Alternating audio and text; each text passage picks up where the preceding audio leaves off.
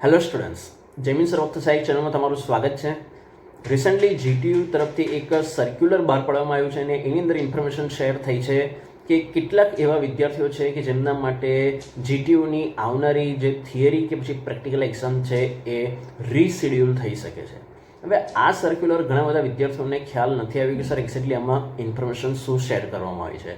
તો બેટા એક ઇવેન્ટ હોય છે કે સ્માર્ટ ઇન્ડિયા હેકેથોન, અને એની અંદર જે પણ વિદ્યાર્થીઓ પાર્ટ લેવા માંગતા હોય તો એ માટેની એક એપ્રોક્સિમેટ ડેટ એમાં શેર કરવામાં આવી છે કે બની શકે કે એ ઇવેન્ટ આ વર્ષે 8 થી 12 ડિસેમ્બરે હોઈ શકે છે. આ ફિક્સ ડેટ નથી, પરંતુ એક એપ્રોક્સિમેટ ડેટ એ લોકોએ શેર કરી છે અને ફાઇનલ ડેટ જે હશે એ લોકો આપણને બહુ જલ્દી ઇન્ફોર્મ કરી દેશે.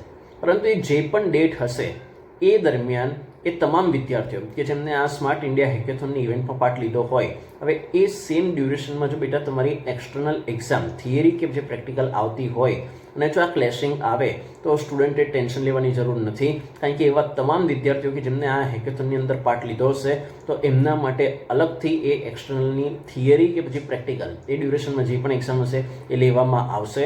અને એનું જે શેડ્યુલ છે બરાબર એ આપણને ઓફિશિયલ વેબસાઇટ પરથી પણ મળી જશે અને તમારી કોલેજની અંદર પણ ઇન્ફોર્મ કરી દેવામાં આવશે.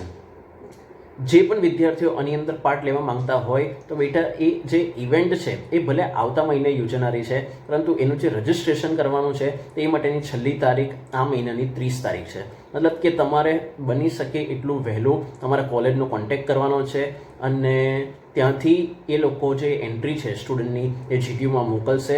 એટલે 30 તારીખ પહેલાં તમારી એન્ટ્રી તમે કોલેજની અંદર કરાવી દેજો અને જેથી એ લોકો બને એટલી વહેલી તકે જીટીયુમાં તમારો ડેટા મોકલી શકે અને તમને એની અંદર ઇવેન્ટમાં પાર્ટ લેવા મળી શકે.